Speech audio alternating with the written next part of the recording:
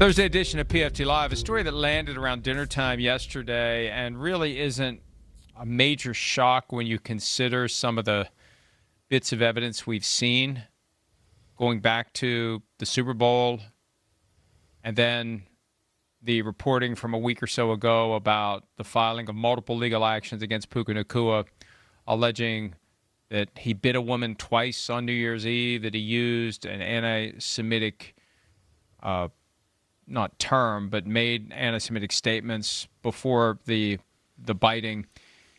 There was a video that emerged of him seemingly passed out on a party bus that night, and we saw the video of him stumbling in the Super Bowl on Super Bowl Sunday. Yeah. And his lawyer, Levi McCathern, told the California Post that Puka has entered a rehab facility, and it is something that happened earlier this month, a subsequent statement that we posted at PFT, and you'll see all of it here coming up. But McCathern, who represents him in this action that was brought by a woman who claims that he bit her twice on New Year's Eve, Puka, and I'll just read from it, takes responsibility for his well-being and increasing his performance during the offseason. So in early March, before any temporary restraining order was filed by Madison Atiabi and subsequently denied by the court, Puka voluntarily entered a holistic care facility to focus on his personal growth. And the goal is for him to be back well in advance of the Rams' OTAs. That's phase 3 of the offseason program. And we'll see. And for now, the focus is let's see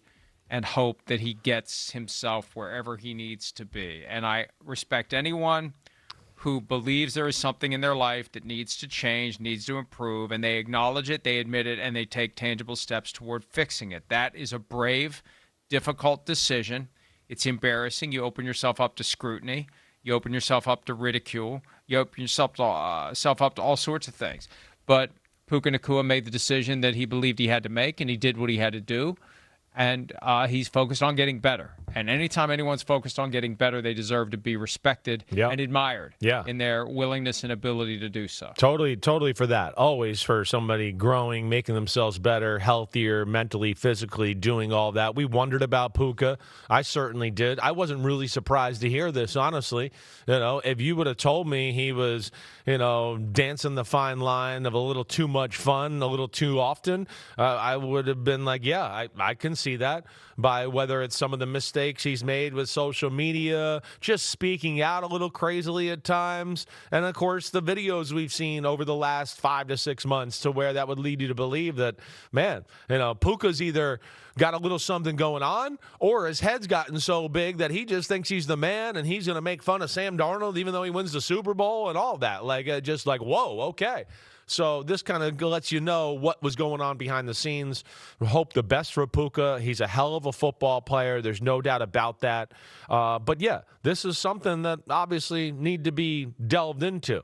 And, I don't look at this, first off, and I don't love that bottom comment there. It's unfortunate that a trivial lawsuit has drawn attention to Puka. I mean, come on. That's like, that's you're tone deaf by saying that last little part there, because it's not trivial. And, by all due accounts, it looks like he kind of knew this was coming down the pipe and was like, you know what, I'm messing up a lot. Let me go to rehab. So that's where that's a little tone deaf altogether. But Puka Nacua is an awesome football player, and I hope he gets everything in his life situated the right way.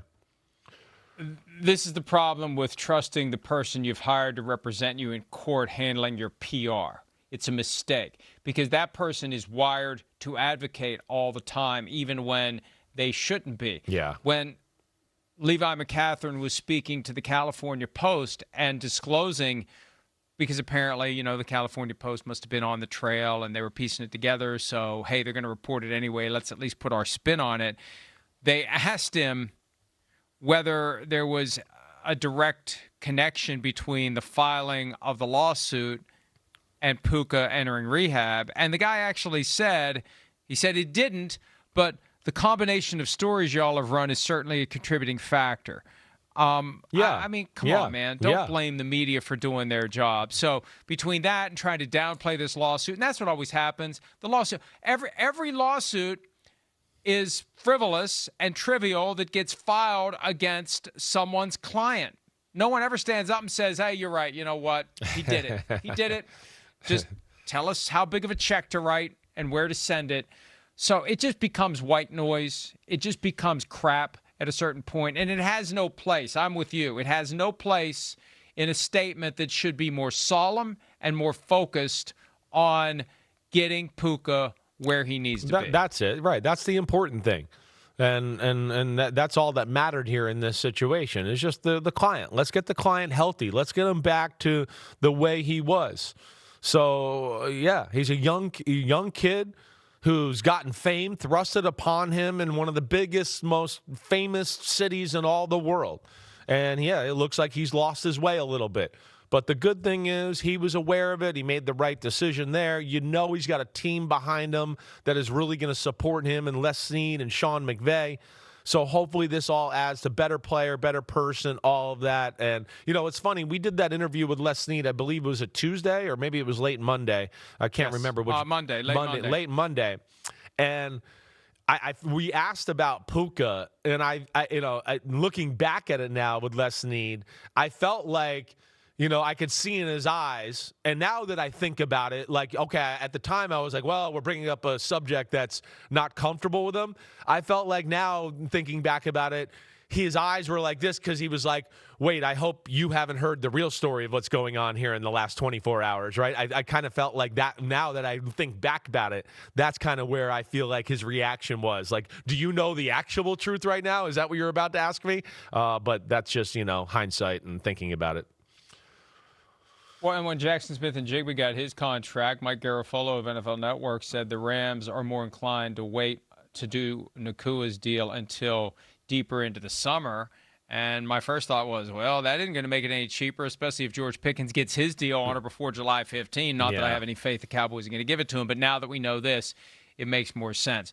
The Rams are not going to do anything until they know that Puka is at a point where they can trust turning over millions with no guarantee that you're going to get anything out of it, and you're going to want to have protections in there, and you're going to maybe want a payment schedule for the signing bonus. So if something does happen that you need to plan for now, you can't just make that leap of faith. You have reason to believe, you're on notice that there's a possibility that things may go sideways for one of the great players in the NFL. Hi, it's Mike Florio. Thanks for watching PFT on YouTube. Hit subscribe for the latest news and analysis from Pro Football Talk.